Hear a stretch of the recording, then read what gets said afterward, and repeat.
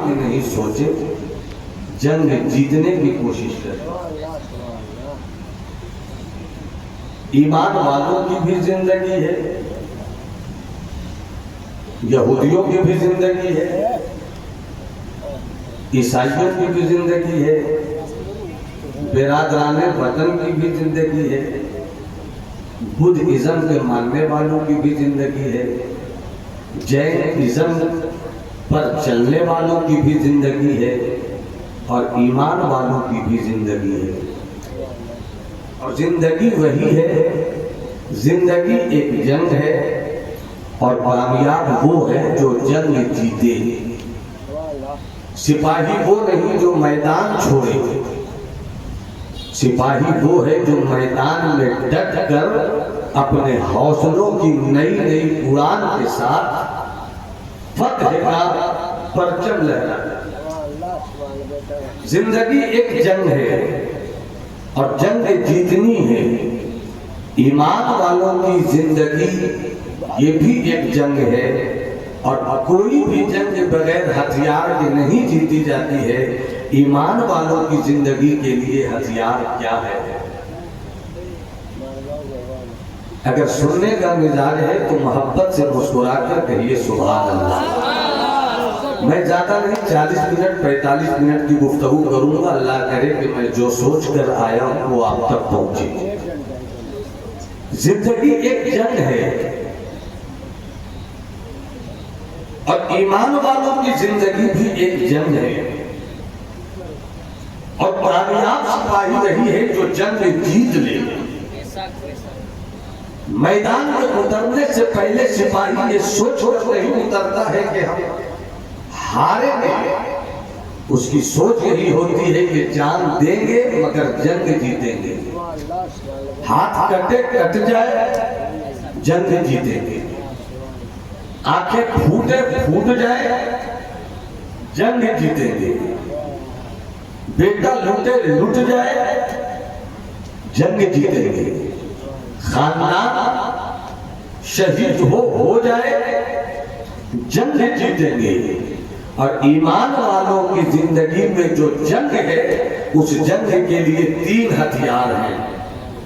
میں جوانوں سے گفتگو کرنا چاہوں گا، جو جوان ان دنوں تقریر سننا نہیں چاہتے اور جو ترنم کے رسیہ ہو گئے۔ انقلاب جوانوں سے آتا ہے، کامیابی جوانوں سے آتی ہے۔ سرکار فرماتے ہیں شاب من نشأ فی العبادۃ، جوان وہی ہے جو اپنی جوانی کو رب کی عبادت میں گزارے۔ اگر رب کی عبادت میں آپ کی زندگی اور جوانی نہیں گزرتی، اس کا مطلب ہے کہ آپ جوان نہیں ہیں، بزرگوں اور صوفیوں کی زبان میں آپ ہجڑے ہیں، آپ مخنث ہیں۔ جو مرد ہوتا ہے وہ ہر دن ایک نئی دنیا کی تلاش میں ہوتا ہے۔ جو مرد ہوتا ہے وہ ہواؤں کی زد پر کامیابیوں کے چراغ روشن کرتا ہے۔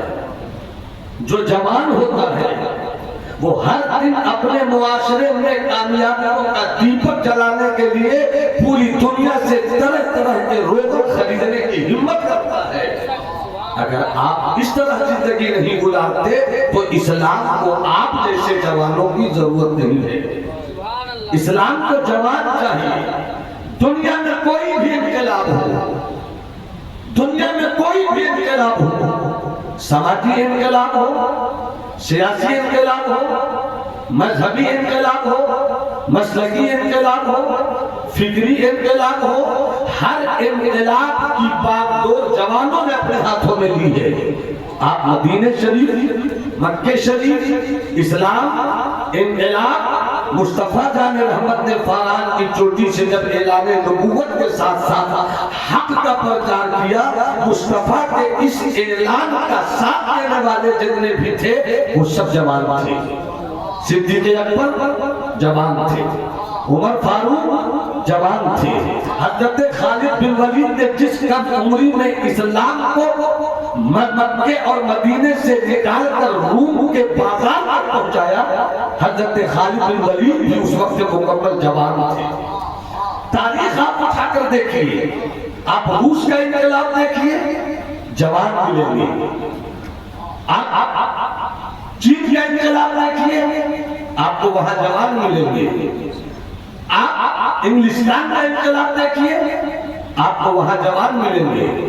اب جب پورے بھارت میں غیر منقسم ہند و پاک افغانستان بنگلہ دیش، جب پورے ایشیا میں اسلام کی عظمت توحید کو اکبر کے الہات کی بدفکری کے ہتھوڑوں نے توڑنا چاہا، اس بدفکری کے بت کو توڑنے کے لیے سرہند کا بیٹا حضرت مجدد الفسانی نکلے۔ اس وقت وہ بھی جوان، جس معاشرے میں جوان زندہ نہ ہو وہ معاشرہ برباد ہو جاتا ہے، جس معاشرے کا جوان زندہ ہو وہ معاشرہ زندہ ہوتا ہے، جس معاشرے کا جوان نمازی ہو وہ معاشرہ نمازی ہوتا ہے، جس معاشرے کا جوان کردار سے غازی ہو وہ معاشرہ کردار سے غازی ہوتا ہے۔ اور جب بریلی کی ٹوٹی چٹائی سے میرے آقا امام محمد رضا نے بد عقیدگی کے قلعوں کو توڑنے کی کوشش اٹھائی تھی، اس وقت میرا بریلی کا امام محمد رضا بھی جوان یہ تاریخ ہے۔ جس قوم کے جوان زندہ ہو، دنیا میں کسی تہذیب نے ایسا بیٹا نہیں پیدا کیا ہے کہ اس معاشرے کو تباہ کر دے جس معاشرے کا جوان زندہ ہو۔ اور اگر آپ مسکرا کر بولے سبحان اللہ تو تھوڑی سی بات میں آگے کرو، جن کے پاس ہاتھ ہے وہ ہاتھ اٹھا کر بولے سبحان اللہ۔ آگے کی توجہ کے ساتھ خطا ہو تو عطا ہو جائے، اچھی بات ہو تو فقیر جیسے تھوڑی سی دعا ہو جائے۔ روایتی تقریروں سے ہٹ کر ہمیں اب کچھ سوچنے کی زحمت اٹھانی ہوگی۔ تقریریں بہت کی، تقریریں کروں گا انشاءاللہ، ہمارے علماء تقریر کریں گے، مگر من درتے خیال و فلک درتے خیال، حالات کسی اور بات کی طرف بلا رہے ہیں، میری تقریر مجھ کو کہیں اور لے جا رہی ہے۔ وقت کی ضرورت کو سمجھئے اور پھر اس قدر قیمتی منبر رسول کی اہمیت کا احساس کیجئے۔ اگر میرے جوانوں نے یہ سمجھا ہے کہ ہم صرف اس طرح کی منڈی سجا کر جنت خرید لیں گے تو یاد رکھیے جنت کوئی ٹماٹر کی دکان نہیں ہے، جنت کوئی آلو پیاز کی دکان نہیں ہے کہ آپ فری میں جنت لے لیں۔ صرف مرید ہونے کی بنیاد پر جنت اگر ملتی تو میرا صدیق کبھی تنہائی میں روتا نہیں۔ کون صدیق اکبر؟ جس صدیق اکبر کی شان یہ ہے کہ خود مصطفیٰ نے فرمایا ابو بکر فی الجنہ، کہ یہ میرا ابو بکر تو جنتی ہے۔ کون صدیق اکبر؟ آؤ تھوڑی سی بات آ گئی تو اسی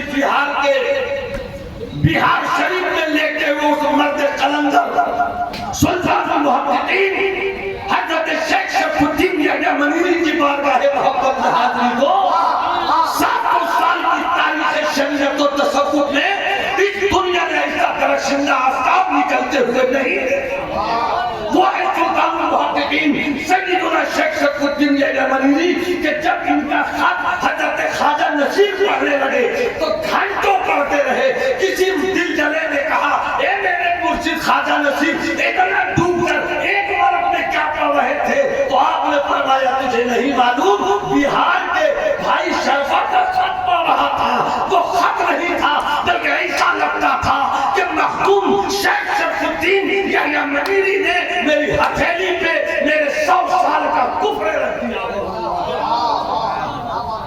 اسی بہار کا شہزادہ ہے وہ، مگر ہم تو بہار کو جانتے نہیں، نہ جاننا چاہتے ہیں۔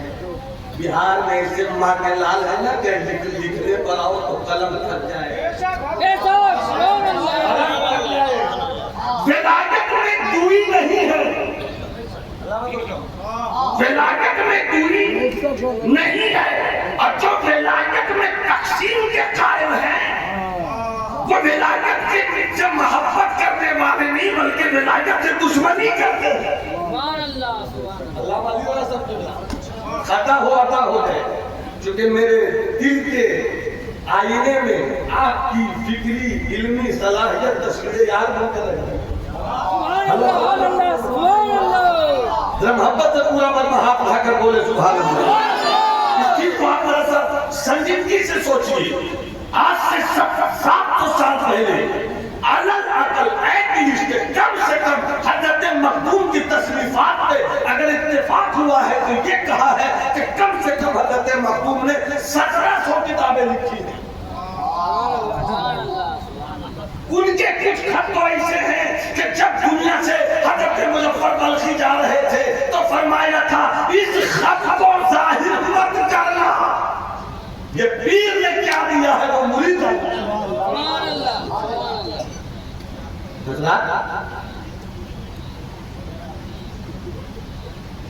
हम जी कहा जंग जीती कैसे जाएगी? कौन हजरत मखदूम शेख शरफुद्दीन यहिया मनीरी का एक जुमला याद आया था। तो भाई फरमाते हैं कि मुस्तफा से बड़ा पीर कोई नहीं। सब बोलोगे तब आगे थोड़ा सा बढ़ जाऊंगा। मुस्तफा से बड़ा पीर कोई नहीं और सिद्दीक से बड़ा मुरीद कोई नहीं।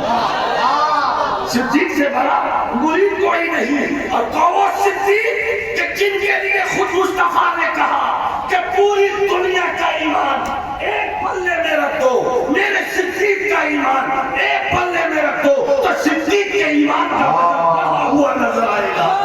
नारे तकबीर, सब लोग बोले नारे रिसालत, आमदे रसूल कौन। अरे जिसका पीर मुस्तफा हो, जिसके शेख मुस्तफा हो, जिसका रहबर कामिलो अकमल मुस्तफा हो, उनका मुरीद सिद्दीक,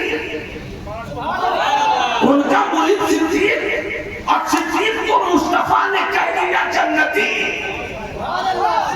फिर भी ऐसा जन्नती सिद्दीक रात सब जो सो जाएंगे, सिद्दीक उठे, हाथों में लोटा ले, पानी ले, वजू करे, मसल्ला बिछाए।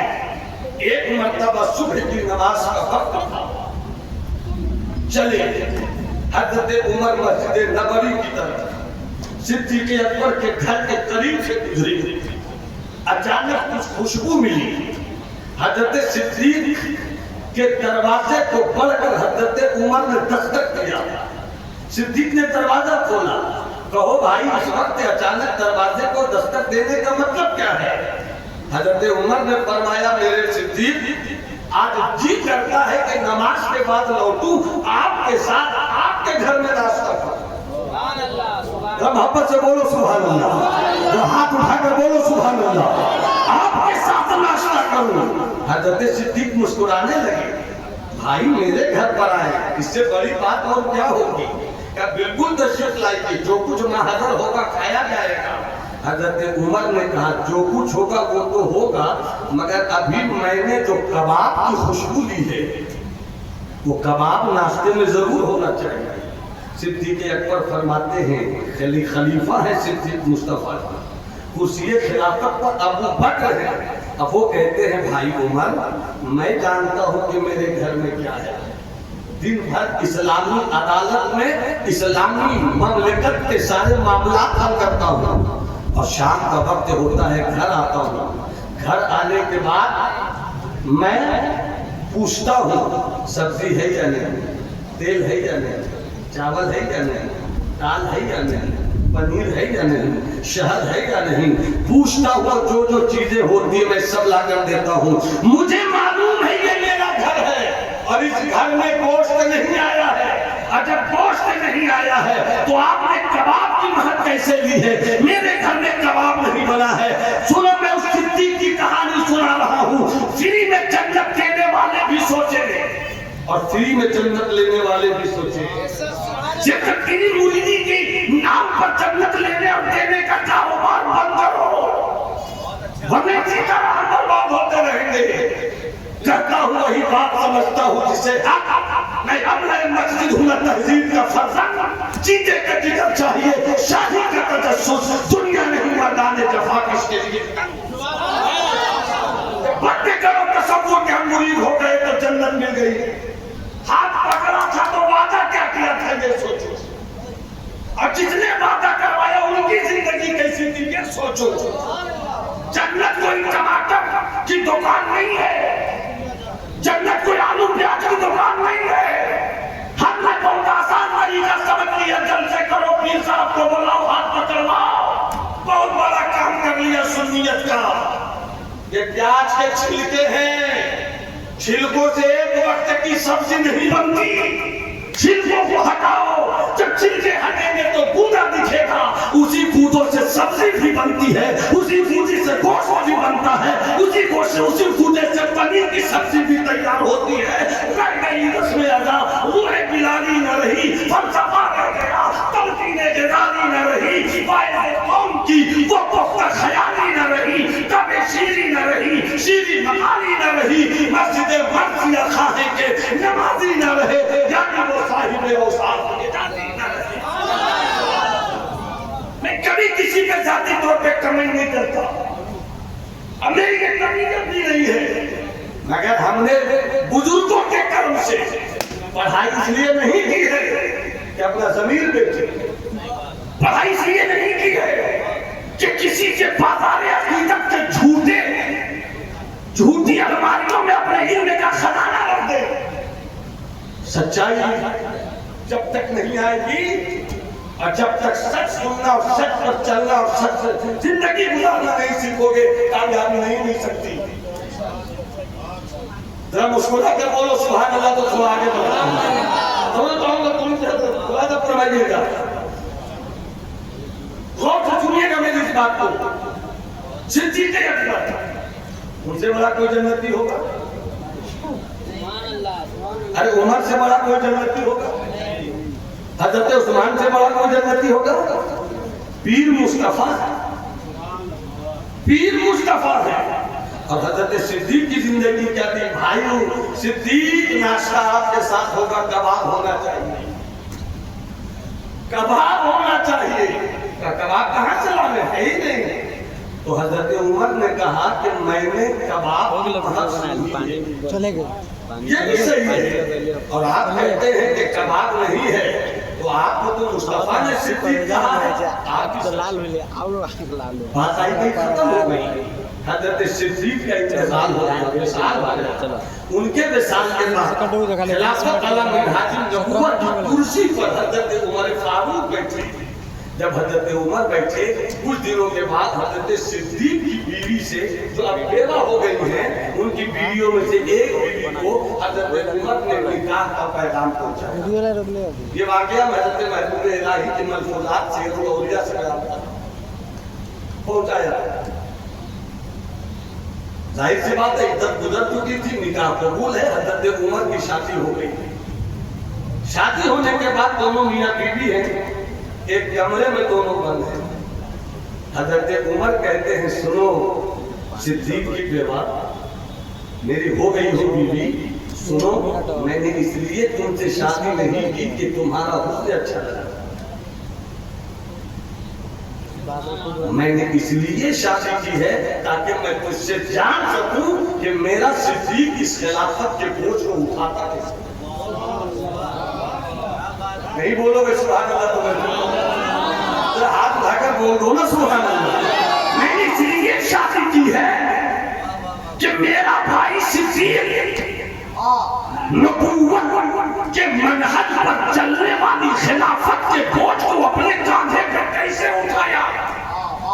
جلوت تو سب بتائیں گے, خلوت تو آپ ہی بتائیں گے. اس لیے میں نے شادی کی ہے.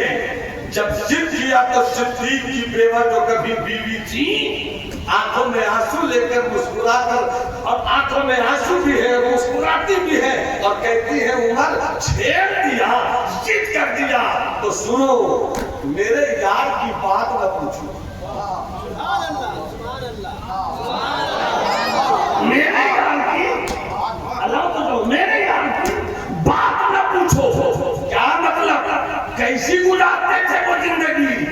کہا دن بھر تو سب کا درد بانٹتے تھے,